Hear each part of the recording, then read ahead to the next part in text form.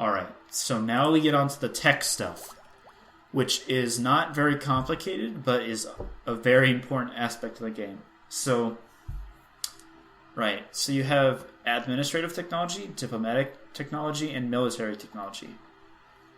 And this is where tech groups come in. So we're a Western tech group, obviously. We're in France. But if you're playing a non-Western nation, so even like Poland, for example, Poland is in the Eastern Technology Group, which is going to increase the cost of tech by 20%. Right? This is their way of balancing, like, so Native Americans don't get guns before Europeans do, right? So then the Ottomans have the Anatolian Technology Group, which is increasing technology costs by 25%, right? And the further east you go, the more brutal these get. So, like, the Nomadic Technology Group increases tech costs by 75%, you know? And the further east you go, like if we could see China right now, I could click it, and China has their own tech group, and that increases cost by X, and all that stuff. So, if you're Western, you basically have a massive advantage in tech, and that's basically how the game simulates colonization and, like... So, like, if you're highly teched in military, right, you're gonna crush any... Like, if you're Great Britain and you're going to India and you land a small army there and the Indian army outnumbers you like 10 to 1, you're still going to win because you have such a massive technology advantage over them. And the way that nations who aren't Western can counter that is if they get a neighbor who's Western, they can Westernize. And they'll get it a Western tech group, and they'll essentially even the playing field, right? But they have to have an adjacent neighbor. So let's say that France wasn't Western, right? But Aragon was Western. That would give us the ability to Westernize. If we were further enough behind, which if you're playing India and Great Britain lands on you, you're going to be far enough behind to Westernize. But at the beginning of the game, right, so Brandenburg is Western, right? Western. Poland is not Western. They share a border right here. But Poland is not far enough behind at the beginning of the game to Westernize, right? But in 200 years of game time, they might be, so they could Westernize. That's how the game works. So, but with tech, right, so... It's saying right now, to get Administrative Technology Level 4, because we're at 3 right now, as indicated by this number, we need 598 power right now. We need 598 of administrative power. And we're gaining 8 per month. So as you can imagine, these techs take a pretty long time to get. But they're vitally important for winning the game, right? So this one, when we get Administrative Tech Level 4... it allows us to build the church, right?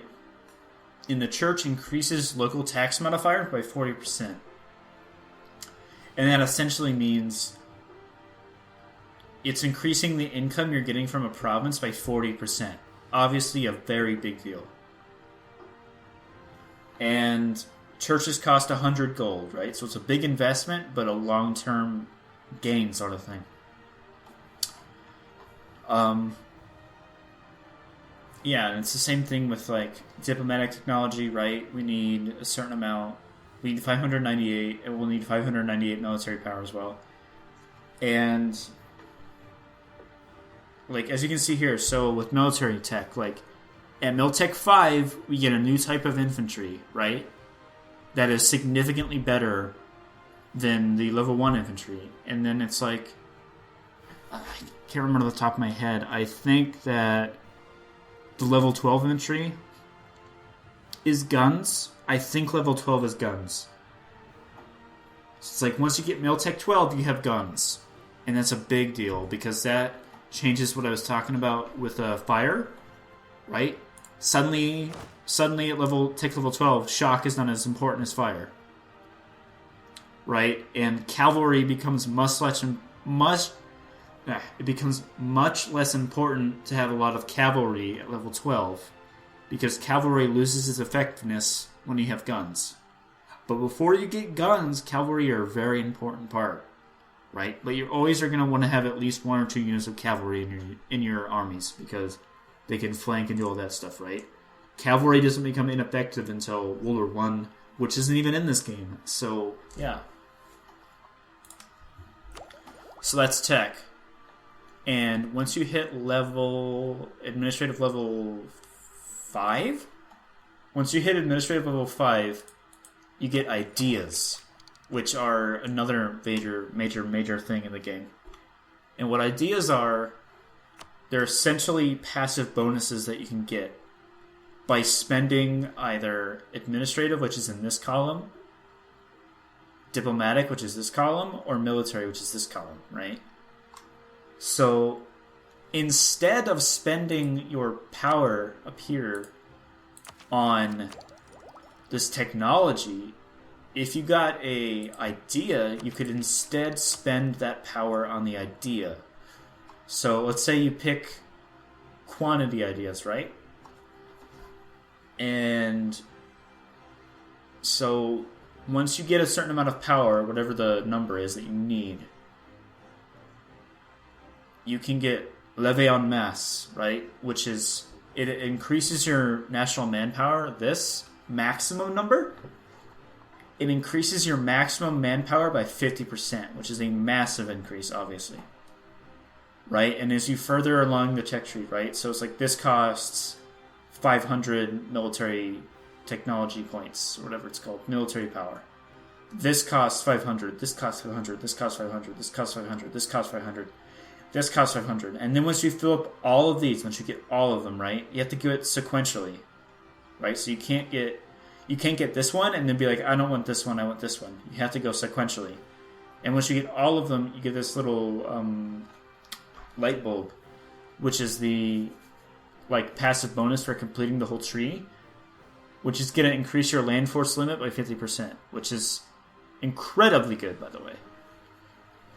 But the balance of that is, while you're spending money on an idea, you're not spending that money, you're not spending that power, you're not spending that power on the military technology, right? And this little thing here is how it measures how ahead of time or behind time you are. If you're massively ahead of time, right, you've been, let's say everyone else is on Miltech 3, and you're suddenly on Miltech 6, you're going to have a massive penalty to how expensive these things are, right? So it'd be like you're 200% ahead, right? And that would increase the cost of this from 598, so 200% of 598, so it'd be ridiculously high. So it's like, if you're ahead on technology, maybe you want to stop researching technology for a bit and let everyone else catch up. But in the meantime, you're compensating for that by doing an idea in the military technology tree, right? And it's giving all these passive bonuses that are super good. Let's see. We're going through missions. Stability is kind of... Did I go through stability? Yeah, we did. Yeah, we went all through that. And then... So here on the left is all of your stats for your military. So army tradition, right? So let's say you want to recruit a general by spending 50 military power, right? This button down here. I think army tradition goes from 0 to 100.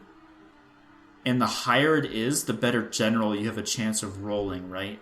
Because he has random stats, right? These pips can go anywhere. So if you have 100% army tradition, you have a much better chance of getting a really good general. But if you have zero army tradition, you're going to get a crap general every time. And the way you can increase your army tradition is obviously winning battles, winning wars. If you maintain your forts, because you can save money by having your forts maintained.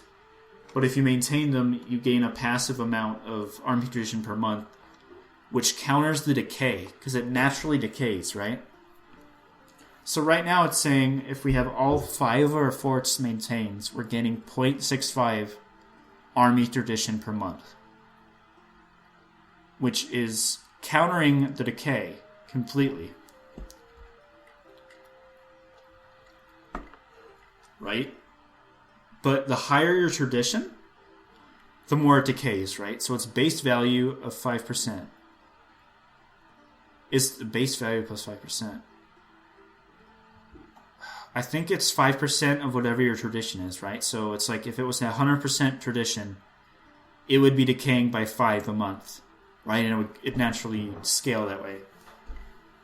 And you have land morale, which is super good. It determines your max morale, right? So remember that guy that was 10% morale? It would be increasing this number by 10%. And then force limit is how many men you can have. It's increased by how many provinces you have. You know, apparently if you're an independent nation, you get 6. So it's like a huge nation is going to have more men than a small nation, obviously. Naval tradition, naval morale are the same thing as what they are in army, only it's your navy. Force limit, same thing. Military tactics is the amount of damage you do, basically. It reduces the damage. Yeah. So, and there's our 5% discipline bonus right there. And then there's our discipline bonus, right? So we have the 5% from that guy.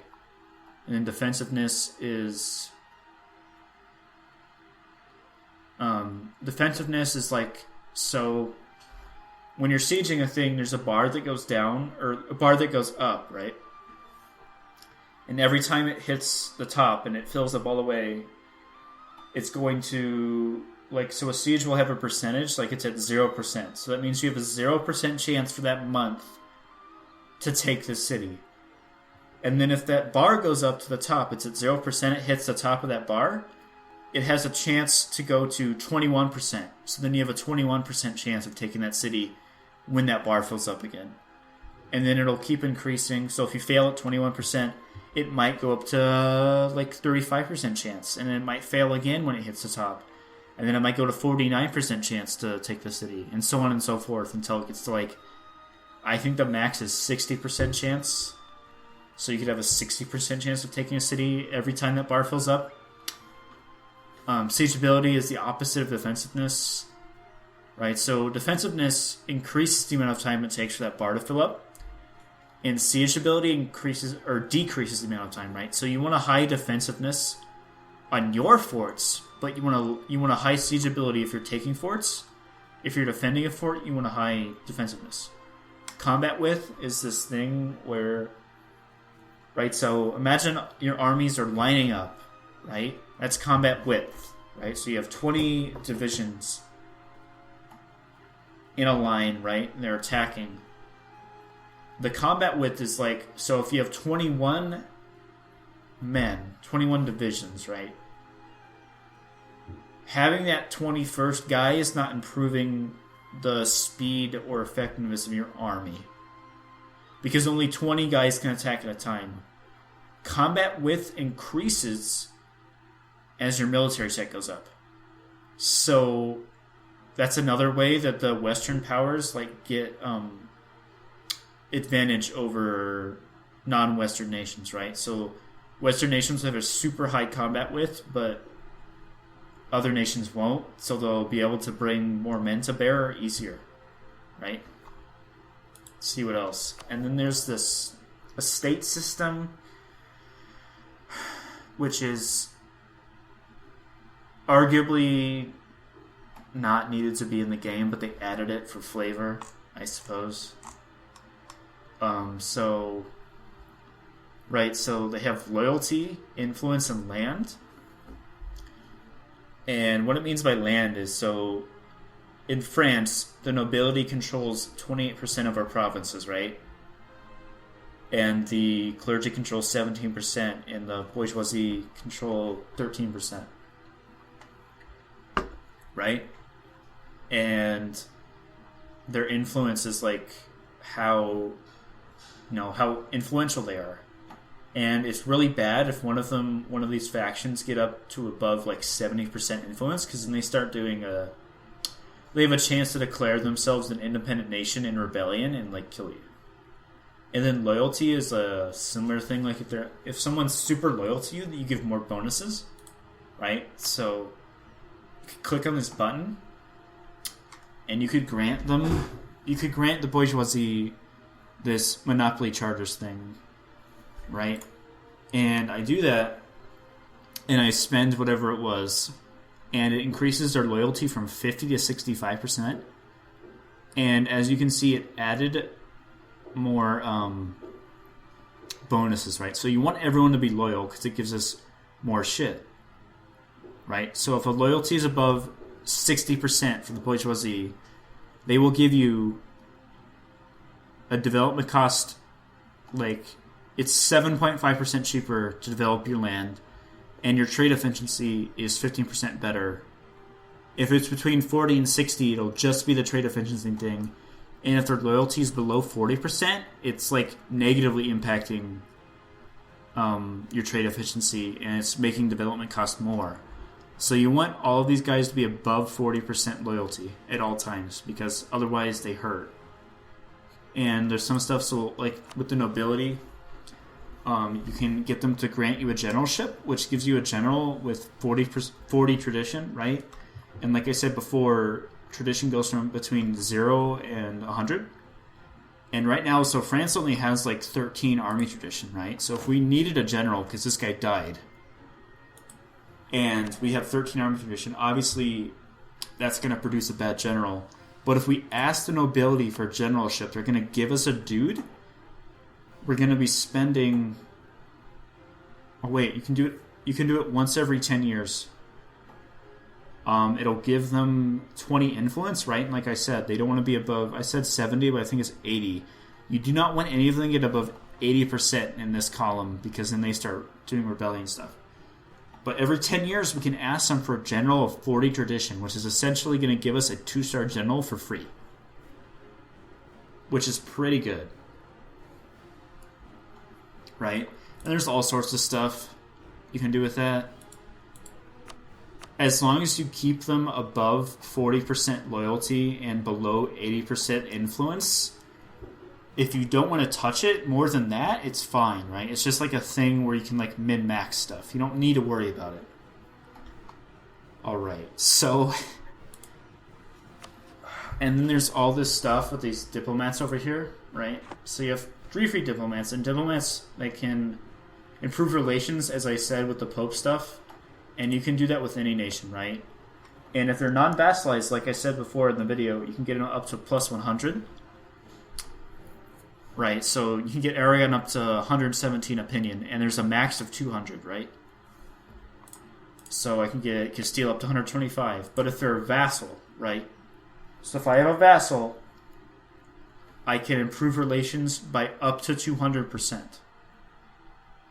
By up to 200. I keep saying percent, it's not like a percentage, it's like 200, right? So let's say Aragon was a vassal and they're at 17%. I could improve relations by 200 with a diplomat, right? The cap is still 200, but I can increase it by 200, right? So if they're at 0, I can get them to 200. If they're at negative 15, I can get them to 185, right? And that's pretty important with vassals, because if you have... So in order to... You can annex your vassal, right? In order to do that, you have to have them as a vassal for 10 years, and they have to have an opinion of you above 190. So it's pretty important to be able to get your vassals' relations up by 200, because that can obviously be the difference between you being able to vassalize them and other stuff. The other main thing that your diplomats do is these covert action stuff. They can build a spy network, right? So let's say I want to build a spy network against Aragon for whatever reason, right? And yeah, so the base speed, it says, is 1.5. Okay? So that means, and then we're going to ignore these modifiers because it makes it annoying to explain. So every month you're going to get 1.5 points in the SPY network, right? And that's important because to fabricate a claim on a province, right? So let's say we want to take this province from them. We need to establish a SPY network, get up to 20 points in the SPY network, which would show up like if this guy was the one doing it, right? It'd say how many points he has on the Aragonese SPY network. If we get up to 20 points, we can fabricate a claim on that province, which will give us a casus belli against that nation, which allows us to declare war without any penalty, right? That's the main thing they do. And by the way, you can fabricate multiple claims. So let's say we wanted to take all 3 of these provinces, right? You can fabricate multiple claims, but every time you fabricate, it increases the cost by 5. So it's like we fabricate on this, that was 20. This would be 25. This would be 30, right? But that means we could take all of these with less, it would cost less in the piece to do that. So it's a good idea to do. It's a good idea if you want to take land to get a claim on every one of the pieces of land you want. And it's also important to remember not to take more land than you can support with the overextension stuff. Which is... So if you take land that you don't have a core on, which is another like mechanic that I need to explain, right? So obviously France starts out with cores on these lands, right? Which is highlighted by the green dashed thing. We have a core on that, but England owns it. So if we take that land in a war, we'll get it back from England and we won't have to core it. But if we take this land, so let's say we fabricated, right, and we took this province from Aragon. We don't have a core on it yet. We just own it. You need to core it because if you don't core it, it adds to your overextension, which is really, really bad. Like, a bunch of bad shit happens if you have high overextension. And it's a core land, it costs administrative power. Right? So, you do not want to overextend yourself. That's why it's called overextension. You would grab too much land at one time. Right? You don't want that. And part of what plays into when you're deciding what land you want to grab in a peace deal and what you don't is this development stuff, which is like all of this top bar. Right? So this province that I clicked on right now in Aragon has 8 development. For a comparison's sake, France has 32 development, which means it's a very valuable province, right? I think the lowest development a province can be, unless I'm wrong, is 3, right? So a 3 on this number means it's like shitty, no one lives there. It's like wilderness. Right, so if you have to make a tough decision in a peace deal where you can only afford to take one of these pieces of land, you're going to want to look at which of the pieces of land has the most development, and you want to take those first. So, yeah, there's the development thing. And then if you have the expansions, like, right, like if you're playing with someone in multiplayer and they have the expansions, you can increase, you can spend some of this power, like if you're ahead, right? If you're ahead and you've already done the idea, or you don't want to spend money on the idea right now, and you're ahead on technology, you can opt to spend money to manually increase the development of a province by spending, right? So if you wanted to increase the amount of tax you got from a province, you could spend 56 administrative power, right? So this number right here, right? So if I wanted to increase Paris, it would cost me 93 of each resource to increase. Right? So in Armenier, like, it would cost me 62 of any of these resources, right? So it would cost me 62 military power to increase the manpower I get from the province. It would cost me 62 diplomatic power to increase the production, and it would cost me 62 administrative power to increase the taxes, right?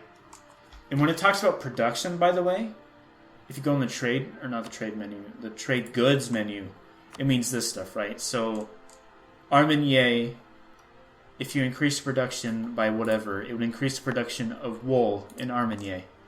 Or if you increase the production in Paris, it would increase the production of cloth by whatever it is. And then we get to the last major thing I'm going to cover here, which is the trade. Which usually, at the beginning of the game, the AI has done a good job, and you don't need to adjust it. But so right now it says...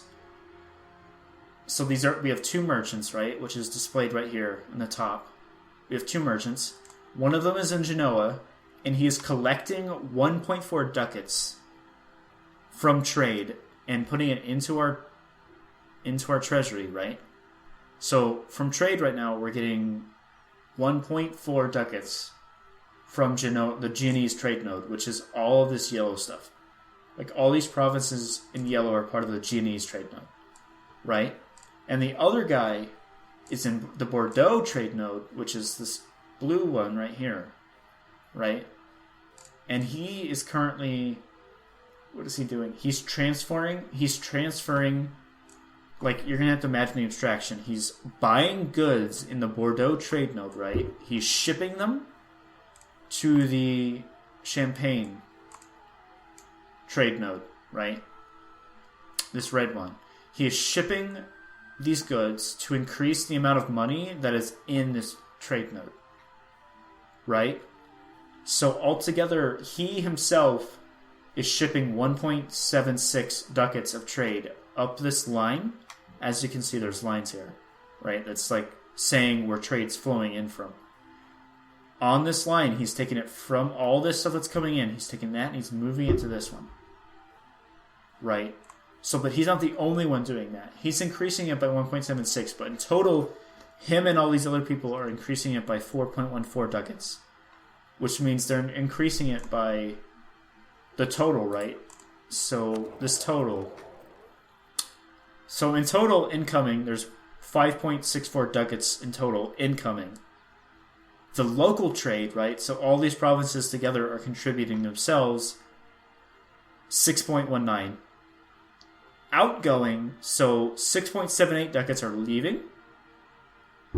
And so, you know how I said that guy's collecting in Genoa? That means he's taking out of this incoming, he's taking X amount, right? And you see this percentage? So that means that France controls, like we control as France. We control 14% of the trade in this node. Right? As you can see, like we control the most of the trade in this node. And then the next one is Burgundy. What this means is... Like, so this guy's increasing the amount of trade we're collecting, right? But passively, even if you don't have a merchant in a trade region, but you have a province there, you are going to be passively getting income from that, as you can imagine, right? So passively, even without a guy being there himself, we are passively gaining 1.74 ducats per month from this trade node.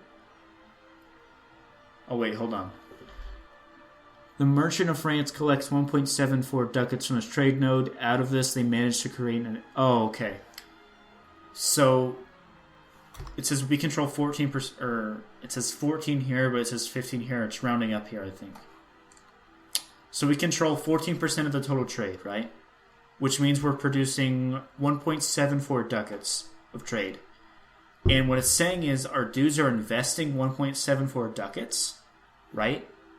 And out of those 1.74 ducats, they're creating 2.09 of income that goes directly to our treasury. And that's happening in Genoa, that's happening in Bordeaux, it's happening in every trade node that we have influence in, right? That we have a province in. Right? So we don't have any influence in this one. The English Channel trade node, right? Because we don't have a province there, as you can see. So we don't collect anything from that.